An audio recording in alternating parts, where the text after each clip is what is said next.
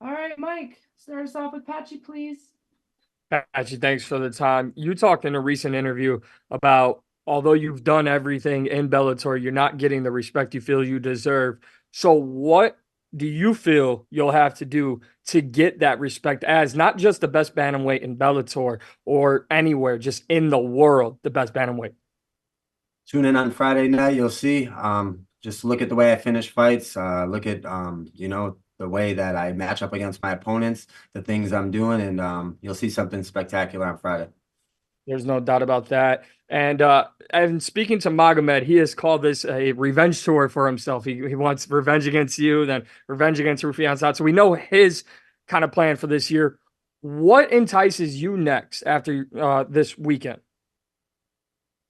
I don't really mind his plans, but mine, because I'm going to finish him again. I'm going to close the chapter. I feel like I finished him last time, and I'm granting him this rematch.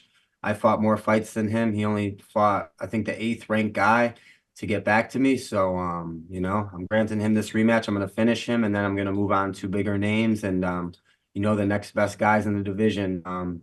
If that, entails me rematching the other guys, it doesn't matter. I fought everyone in the top five, so I'll fight them all again if I have to. Last one for me, Patchy. Really appreciate the time. I think it was the worst kept secret in MMA, just how talented and great you have been throughout your career. When you come full circle with everything leading into this main event, having the belt, now having your name at the top of the list, although wanting more respect, has it hit you just what your career and Bellator has meant to you in your career and what you've done so far and what you plan to accomplish moving forward? No, I'm just getting started, to be honest with you. I love training. I'm obsessed with it. So I think this is just the beginning. I just turned 30 years old. I'm entering my prime. So I look to reign the division and I look to grow and get better each day. I feel I'm a novice right now and I want to be an expert. So every day I'm chasing that. Well, you're a hell of a novice then, if that's what you are. Thank you for the time. Anik. Patchy, I saw you visited the Eiffel Tower with Tatiana. Where else do you plan on taking her in Paris? I think we're just on a strict business trip right here until the fight's over, and then we'll stay one more night in Paris, and then she wants to go to Italy. So we're gonna travel around Europe here for about a week after. Very nice. And you've been training with so many killers at Extreme Couture. You've trained with Umar Nurmagomedov, Manel Cap. I'm wondering who's given you the toughest rounds in the last 6 months because you've made your last few fights look easy. There's so many guys. Umar was tough. I sparred him a lot on the build up for his last fight. Very, very, very highly touted. One of the best bantamweights in the world too. Very tough. And also Merab Dishwalavili. I spar him every Thursday for 5-5. So I did about a few fight simulations with him before this fight, and he's very good at his cardio. He's very tough too. So I think those two are probably my two best training partners. Thank you. Mills. What's going on, Patchy and MMA Locker Room, part of Pub Sports Radio? How you feeling today? I feel well, man. I feel good. How you doing? I'm doing good, man. I just want to say, man, you've been carrying yourself in the way that a rightful champion should, setting the right examples as a good role model out there. But how do you do it though? I just need to ask because you're on a 6 fight win streak, and right now it seems like your fight resume overall, we got to give you an A. Your finishability, we got to give you an A. Your cardio, you got an A. Your wrestling and striking is right there too. What do you think you can improve on overall? I think I can improve on all aspects of MMA. Like I said earlier, I'm a novice, I feel, in all areas. I just train like that and I'm obsessed with it. I feel I'm in love with what I do, so that helps me achieve this level. And I enjoy training every day. So I just try to get better at each discipline every day. And I also try to carry myself, being a longtime head coach of JV coach, pardon, of the Sweet Home Wrestling program. It's a high school where I'm from, and a lot of wrestlers look up to me, and I mentor a lot of young athletes. So, I really need to hold myself as the champion I believe I am. Got it. And then one more for me. It seems like it's hard to get fights in the bantamweight division now with Bellator. You got Rufian Stotts sitting on the sideline. What's your plans and goals once you get past them this week? I flattened Rufian Stotts in a minute for $1 million last year. I knocked him out cold. So I think he thinks I caught him. So, granted this goes well here, which it will. I go out there and put Magomedov away. I'm either looking at a rematch with Stotts or even Leandro he goes around. So, I haven't fought him. He's ranked in the top 5 or 6 right now. So, one of those names really excite me. And Stotts really excites me as well. I think he thinks, like I said, I caught him. So I'd really like to close the book on that chapter as well. Got it. And last one for me. Go ahead, look at the camera right now and tell everybody why you're the best bantamweight out there. No exclusions to nobody. I'm the best bantamweight in the world because I can finish anybody at 135 in the world. I can finish anybody at bantamweight, and if you match them up against me, they will not survive 25 minutes with me. Dylan. Patchy, what's going on, man? Thank you for the time. It's been a couple fights since you fought out there in Europe. I'm wondering if going international gets you a little bit more fired up to display your skills in front of a different set of fans. Yeah, I guess I fought Hawaii my last before the Pettis fight. So those fights weren't international, but they felt like it. But coming back to this side, I fought in Ireland and being back here like in Europe, being here in Paris, I know Cedric is like a huge name and he fights before me. So I'm super excited to put a show on for the Paris fans. And I don't think they've ever seen a Patchy mix show or anyone that does it like me. So I'm excited to close the show for them and give a full arena, an action-packed fight.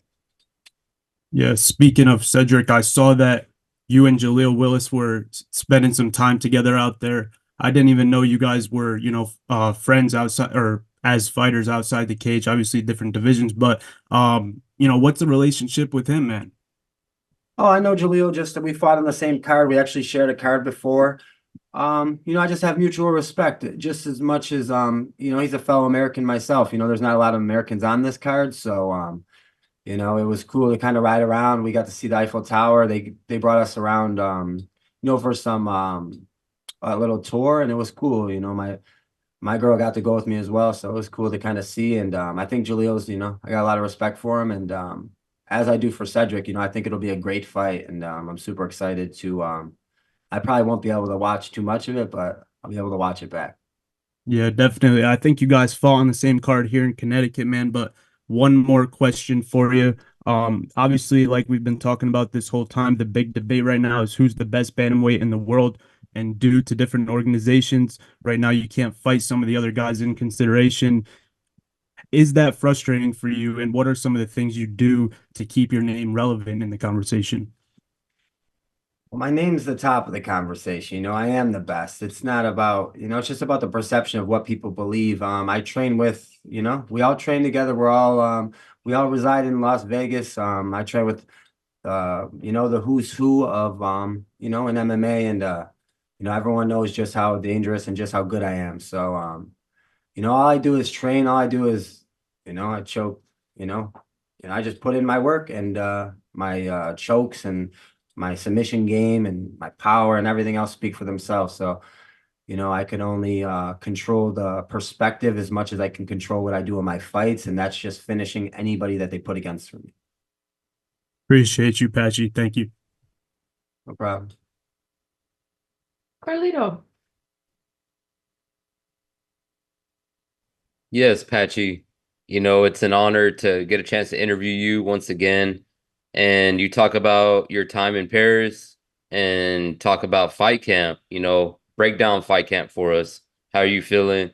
And what can we expect on Friday? Just expect an action-packed fight. I'm not going to take a step back. I'm going to go hunt this guy down and I'm going to go finish him.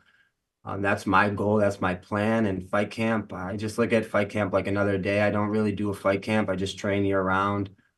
The only thing that really changes for me when I do a fight camp is my diet to make the weight and maybe my recovery, like not going so hard, or maybe getting more massages and getting worked on more by doctors, to make sure that I'm healthy because, I want to be 100% when it comes to the fight.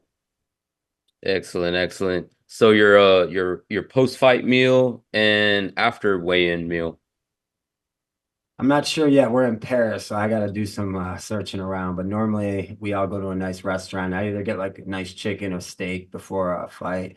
But I'm looking forward to, like I said, making the weight on Thursday and then refueling and enjoying time here with my family and my friends and then putting it all on the line. We got two of the best, 20-3 Magomedov and 19-1 myself. So it's going to be a great show.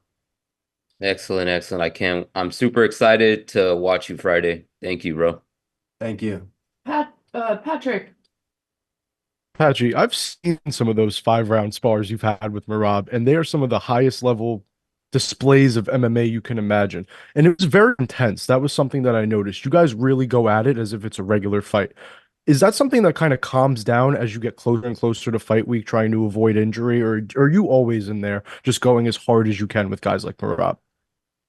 Me and Marab we're just a little different because we match each other's pace. We're two of the highest level fighters, so we can go like that. I feel us being grappler heavy too, it's easier to push that pace, harder than us being two, let's say, world-class kickboxers trying to just only kick each other's heads off. So I think that those styles kind of help us. And then, just I guess I don't really just when I go with the highest level guys, I really get it in. So, and it really emulates a fight simulation, especially with me and Marab. We do 5-5s. Like, I bet you Marab and me, I bet you 5-5s is a lot tougher for him with me than it was his Peter Yan fight. And then I bet you 5-5s for me is a lot tougher for me than it was for my Horiguchi fight with him. You know what I mean? So they see the fights that we have on the main scene, but I mean, me and that dude put a real fight in a couple weeks ago. Oh, you guys put on real fights all the time, from what I could tell. Those were some, like I said, some of the highest levels of displayed MMA I've ever seen. So you are talking about sparring. You sparred with the young Raul Rosas recently. What do you have to say about him and some of his skills?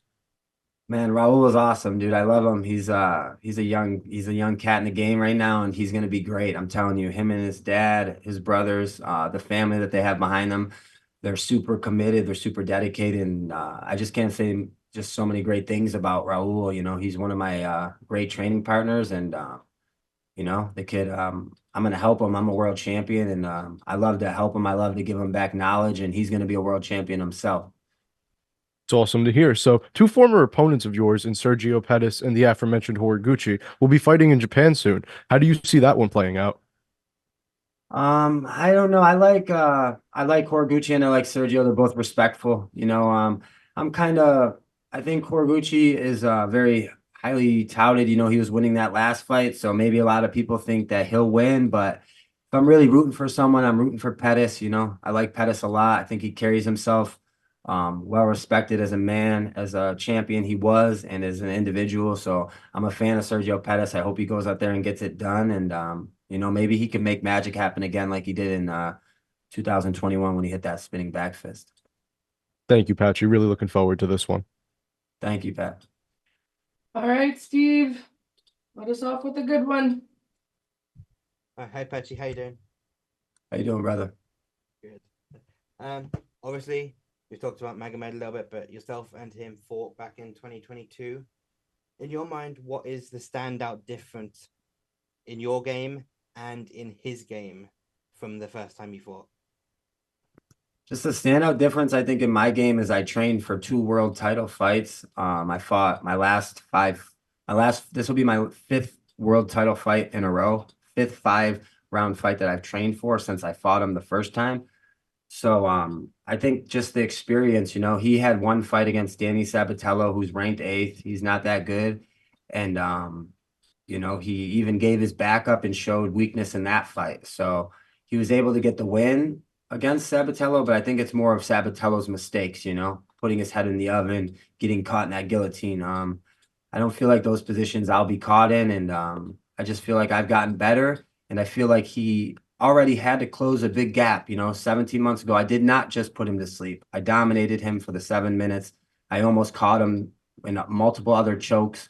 I won the first round by outstriking him 4-1. And, I just felt like I was dominating him. He has to close too big of a gap, and it's even gotten further. So we'll see on Friday night. I'll see you there, Magomed. And obviously, you touched on it earlier, but it's going to be a rowdy Paris crowd in that room. And this is one of the fights that doesn't have a French fighter in the cage. The crowd might not know who to cheer for. Why should it be you?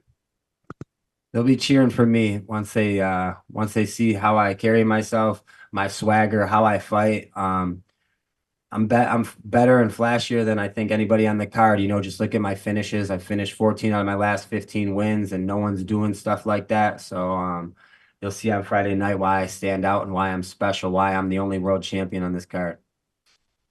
Thank you, Patchy. Best of luck. Thank you. All right, Patchy. Thanks Thank for you. your time. Appreciate you. Sorry.